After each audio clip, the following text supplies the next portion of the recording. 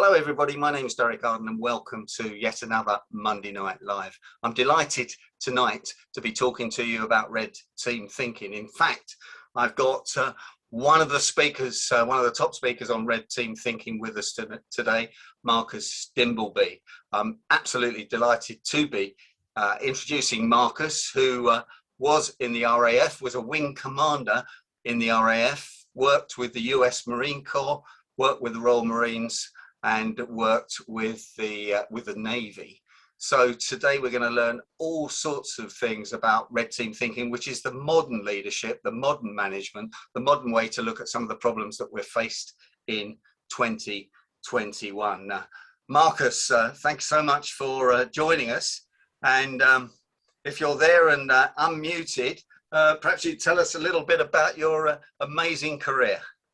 I am here indeed, and appreciate you inviting me along, Derek. Really nice to be here, and thank you for everyone else for taking time and effort to come across from all corners of the globe, it looks like. So yeah, so my checkered past, as you may call it, I've got quite a varied career trajectory from joining the Air Force when I was 18. My role as a fighter controller was pretty much sitting in bunkers in the East Coast, looking at radars in dark rooms, hoping the Russian would come over so we could scramble fighters and have some fun. And I thought, I can't do this for 25 years. I'm pale enough as it is. I need to get outside and see something different. So I was always on the lookout for other opportunities and other roles that there were.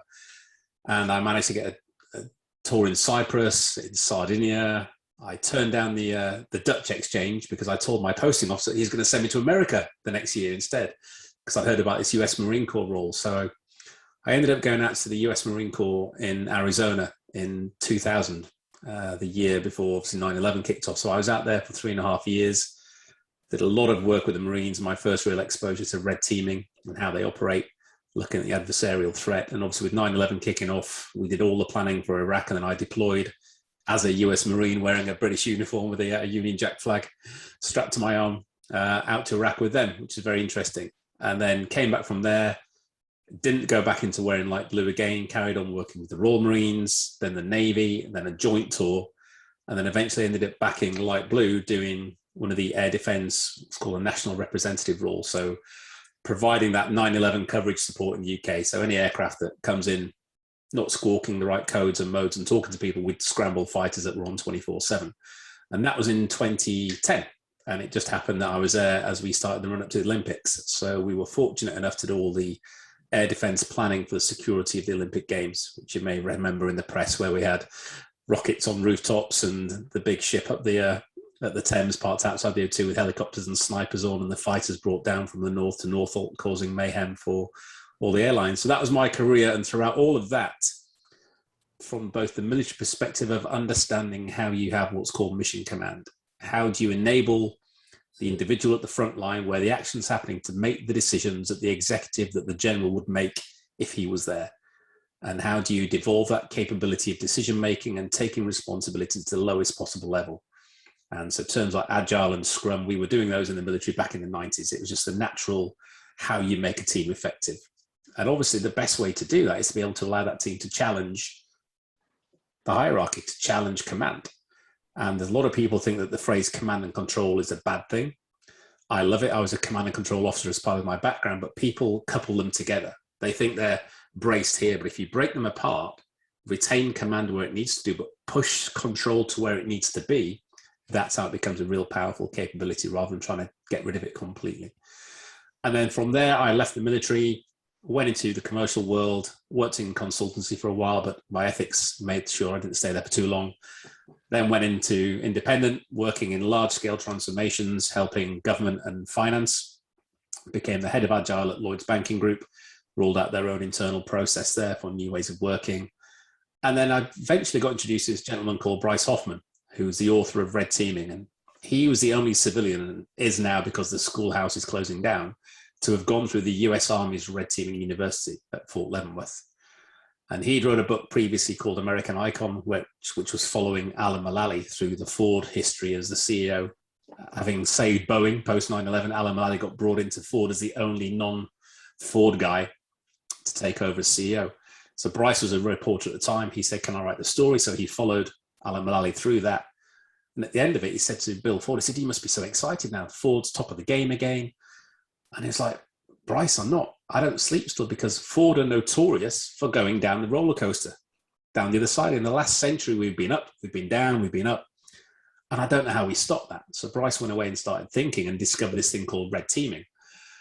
And he started to work out where it was, who was doing it. So he got in touch with the Israelis, having seen the movie World War Z, where they save themselves with the 10th man concept, where they challenge everything that's going on by the 10th man in the room. And then with that, he came back to find out the US had this schoolhouse, so he went through the school training program.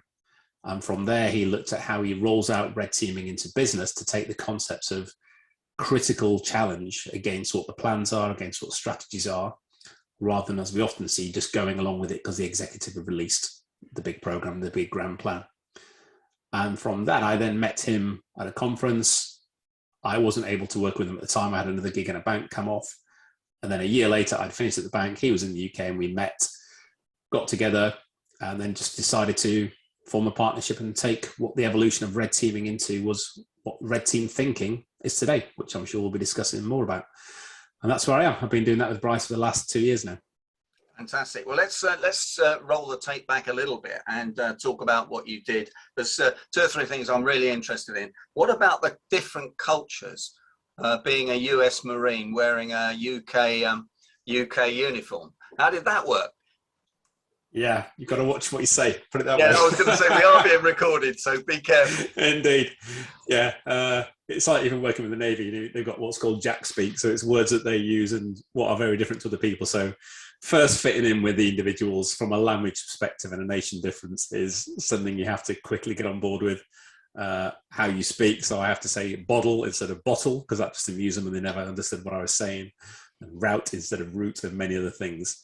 But from a cultural perspective, I think the US Marine Corps was one of the most highly aligned to the way the British military operate as well. So, they've got a very much can-do attitude, a very much joint perspective of, within the Marine Corps, they have Air Force, Army, Navy, Special Forces capability built within. So they're very much about jointry. It's not just about the Marine on the ground. So I learned a lot from what I'd done previously as a fighter controller, bringing assets together, to then doing that on a much larger scale with, troops on the ground, to aviation, to helicopters, to ships at sea, and obviously the command chain that sees that over from a command and control perspective. And I thought the national alignment that we had with the US going into the Gulf and the planning was one of the strengths, without a doubt. And that's why obviously they're our number one ally, common language, separated by the ocean. But other than that, I think it's a really unique opportunity, and I was very privileged. And the unit I was at was Morts 1, which is their schoolhouse for marine aviation, weapons and tactics. So they sent all of their best people to be instructors there. There was 110 on the cadre. So I was working with the top 5% of all the Marines over there. So that was really a real challenge for me. I had to make sure I upped my game and, fitted in and kept it high throughout, because, the bar was so high that, nothing less than the best was acceptable when we're going into combat and people's lives are at stake. So that was a very much a steep learning curve, and I've enjoyed and thrived on that, and try to keep that level as I've come back and brought that back with me to the UK. Absolutely fantastic. And that's why I immediately, when I left Barclays, went to the States to study at Harvard, and also joined the Speaking Association over there. And that's why a couple of my friends are on this call now, from what I've learned. So yeah, the energy, the positivity, etc., is fantastic. I asked you the question about the culture because sometimes we use words that my American friends just don't understand. Absolutely. And sitting in a conference in America, you had 2,000 Americans laughing at a joke, and I didn't understand the joke at all. I was just sitting there totally bemused by the whole thing. Let's go back to scrambling fighters. That sounds a risky sort of red team thinking job when you see a blip on the radar. How do you get your head around that? Yeah, absolutely. That is talking about, spinning many plates at the same time and managing all these, we used to call it 3D airborne chess is what you're trying to play with all these things. And that's what was fascinating about the Olympics was when we first went down to cabinet, it was like, great, you guys do the 9/11 prevention. You can stop any airliners flying in. That's not a problem.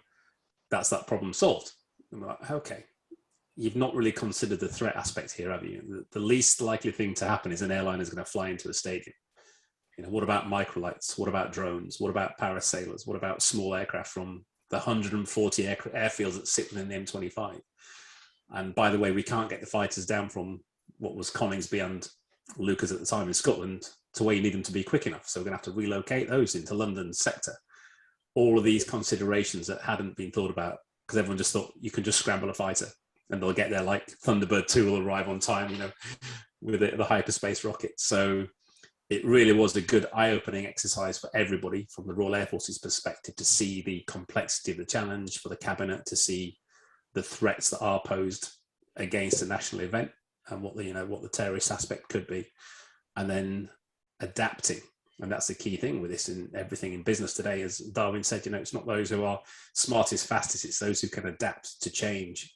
And in this volatile, complex world we're working today, you have to be adaptable and resilient. And if you don't, you're going to be left by the wayside or pretty much defunct in no time. So it's having that capability to see what's different, see what's required, and then being able to respond often on the fly and react, as required, or do that detailed planning that allows you the optionality to respond because what you've planned are multiple things that may happen. So you're aware, you're seeing the triggers that are coming towards you. So it's not something that hits you in the face. You're seeing the indicators happening and the red light comes on, the green light comes on, then it's going to happen next. So you can plan to avoid and take that into account. And did you have to present directly to the Prime Minister and the Cabinet on your views? Yeah, how it works is it's the Prime Minister plus 5, or it was at the time, where 5 of them are on a roster, and whoever, you have a big red phone on your desk and you pick it up, and within 2 minutes, one of those will answer that phone ready to, give the executives orders and support you with what you're doing. So yeah, we had the full George Robertson, Cameron. I spent the night with Theresa May in the bunker. She came to visit for the closing ceremony of the Olympics. So she spent the night. So again, because instead of this perspective of when you call them, they're on a phone. I'm sat there with my multi-Star Trek Enterprise operations room, and the poor individual who's got to make that executive call is listening to you on the phone. And as Theresa May likened it, she said, it's like looking down a straw.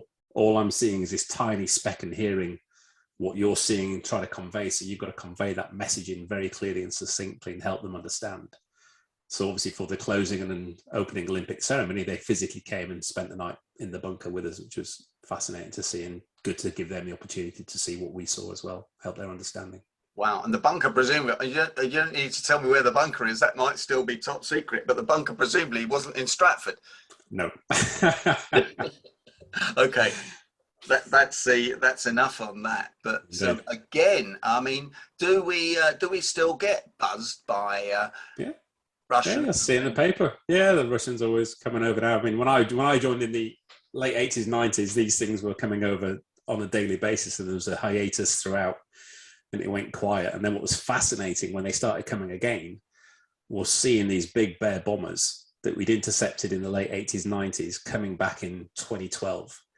Absolutely pristine. So they basically had like a 15 to 20 year paint, full reservice, full paint job, and these came back looking like these beautiful ancient vintage aircraft, but just fully spec'd up. And it's the same tail numbers that we'd intercepted back in the 90s. So yeah, and they're coming over. I mean, you see in the press, they're all often coming over. And then obviously aircraft incidents now that you see in the press are normally a drunken member or comms fail. Hopefully we don't see any major terrorist incidents of any concern anymore, thankfully. Wow. Touch wood. So what's the major difference you've seen between the forces and big business? You said, well, I got out of commercial banking. I don't know if it's commercial banking you said, but you got out of that working full time, which is what I got out of as well. And one or two of the people on here, and set your own business up. What were the major differences there? I think the difference from the military, everyone has a single focus. Even if you've got your own different missions, the single focus is, preserve life, have a single focused mission, protect those either side of you. Where you go into big business, even if there's one sole vision or strategy, everybody's working in their own individual areas, stovepipes of excellence, I call it, where, they've got their own agendas, their own P&Ls, and they're focused on their thing, whatever that may be. And trying to get this cross-community collaboration, this transparency of what's going on is one of the biggest blockers I've found. And where you enable that in an organization, you start to see real dividends and bonuses of ways of working from that. But I think for me, and again, especially in banking, that's one of the most legacy organizations that are out there, and trying to get a big high street bank to shift its mindset to the likes of what Monzo and Starling and even Metro Bank are doing is a hurdle, and they're trying, but it's having to move those anchors that have been attached to it over 250 years to get them in the right direction. It's difficult, and that takes a mindset shift that is not going to happen overnight, but it often needs that strong leadership to make that happen and force it, push it, lead it, be advocates of it through. And I think that's where many organizations today, if you look at the Business Agility Institute report, the last 3 years, every year, the number one challenge to enabling business agility and change has been leadership. So all the new stuff's changing, the technology, the robots, the chatbots, the AI, the machine learning, the processes all evolving into the 21st century. But we're still stuck with this 20th century way of thinking that hasn't evolved to keep up with what's going on, which is why we do what we do. A quick one on that. I was just wondering, but is that because the big banks lend big money, whereas Monzo and Starling don't really lend money at all? They're just the cash management machine. No, I don't think banks just one example. I think I've worked with many legacy organizations. I think it's the size of the business, the issue is the problem. I think the bigger these things are and the longer they've been going. And someone just said it's like architecture, in the business. Instead of, and this is why it's so difficult for them to move into smaller hybrid cloud structures, because the architecture they have has been just bolted on. Every 5 years you stick a bit on, and nobody can give you the blueprint where everything's working now, because it's just been added on. And then to take that away and replace it with things is difficult. And that's almost akin to the structure of the organization, how it's set up, its internal behaviors, its thought processes, its mentality, its institutionalized behaviors that you see. Shifting those is almost a Sisyphean act sometimes, and it takes strong leadership. And even the market shifting and the threat of these challenges and the threat of other things out there often don't make people wake up quick enough and soon enough. And if anything good comes of COVID, you would hope that the last 18 months has shown people that this volatility of operations, whether you're running a cafe, a bar, a big conglomerate, an airline, these things can happen overnight and shift quickly. So are you capable of adapting and resilient enough to bounce back and recover when you get punched in the face? As Mike Tyson says, everyone's got a great plan until you get punched in the face. Then what do you do? How do you get back up and keep fighting and surviving? Sure, the last 18 months have been a great example of that, and no one ever thought of that just 9/11. But just finishing on banking, it's interesting that JP Morgan Chase are just launching a digital bank in the UK, so they must think there's some things that they can sweep up there and make a lot of money on, as they're the biggest bank in the biggest bank in the world. Yeah. The final thing I want to ask you on session number 1, before we close, is about politicians. Everybody in the UK tends to criticise the politicians. They get a lot of stick. I think they're doing a good job on certain things. There must be a huge amount of things going on behind the scenes.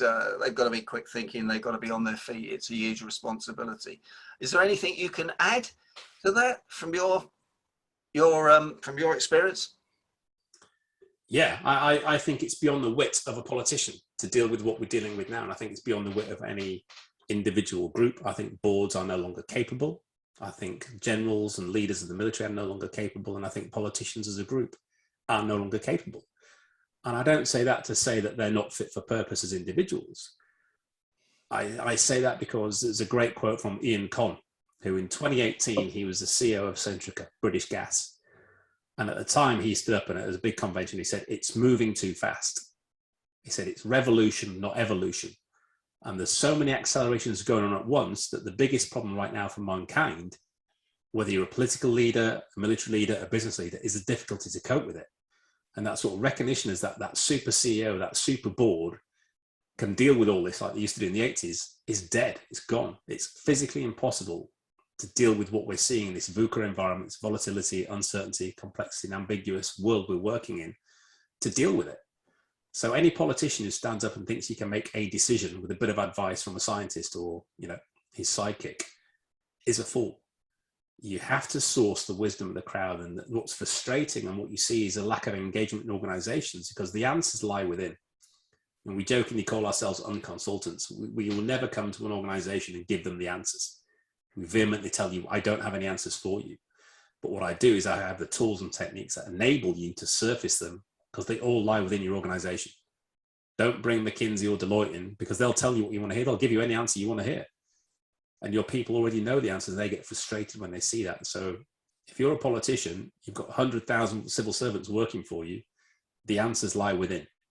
And if you don't take the time, and it doesn't take a lot of time to do that, to canvass their opinions, to get their ideas, to surface what the most junior intern has to think versus the most senior salt who's been there for centuries, everybody and all in between, that's what I call true diversity of thought. And if you're not capitalizing on that and exercising that extraction, you're a fool, because nobody can do this anymore, physically proven. And I think goes back to Spider-Man days and Uncle Ben, with great power comes great responsibility. And that responsibility doesn't mean you have to have all the answers. And this is where executives today often struggle with imposter syndrome, with the perspective that I need to have all the answers. I'm the C-suite, I must be all-powering, all-knowing, rather than taking a more humble approach. You go, hey, my great people, I have no idea what we're doing here. This is a problem I've never seen before. But you know what? I know if we work together, and we all come together and work and understand the problem we're facing together, you can all surface some of the great ideas that are out there, because they're all here. We just don't have a mechanism to do that, because we're all moving too fast, or I perceive I don't need that support as a politician, leader, etc. And I think that goes back to the issue with leadership. I don't think leadership has evolved to be understood when it needs to be. Leadership to me now is like culture. It's not a titled role that goes with an individual. It's a capability that should be fostered in school, let alone in business. It should start in school, and kids should leave school and go into wherever they're going into, university, work, on a leadership path, understanding what leadership is, paired with followership. And you should be taught the aspects of both. So as you evolve up, you don't get that Peter Principle concept of some poor manager who's awesome at his job, suddenly gets stuck in managing all teams and leading them, then fails rapidly. And everyone tells him he sucks. He's an appalling leader. Sure. Who helped him get there? And that's the thing. None of these people are bad people. No one gets out of bed to do a bad job. They've just been overloaded, as Ian Conn said, in a position that you can't deal with anymore. And if you're not being taught how to ask for help, which is why I think the military is always really good and has been for centuries of, look to the team. And I think that's where we're at today.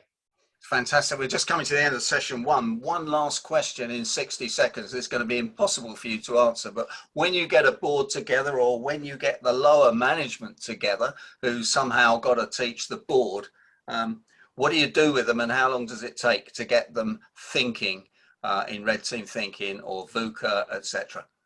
Our quickest, we've got a 90-minute overview session, which basically opens their eyes, turns the world upside down, and makes them realize that everything they thought isn't. Just by using, again, no shock tactics. It's just by educating them on what's going on around the world, often they're not aware of, and then using the tools to allow them to surface the issues that they know lie within, but none of them dare speak about it. And if they can do that in a safe, even with an executive group, they have psychological safety issues. So if you can enable that through the tools we have, and then you almost take the lid off, and they all look in and go, oh yeah, we all knew that was in there, but nobody dare speak about it. Well, if we don't, what's going to happen if we ignore it? And then we start to have proper conversations, and people start to be more open and understand what they need to do. That's a big job, Marcus, and congratulations on what you're doing. It sounds absolutely fantastic. And I know Nigel Kirby has booked on one of your courses already. If anybody wants any more information about Marcus and his work, how do they find you, Marcus? redteamthinking.com. Brilliant. And if you've enjoyed this session, which has been absolutely fascinating, please join us on session 2, which will be on YouTube and on the Negotiators podcast under my name. Thanks, Marcus. That's been fantastic. No problem. Pleasure.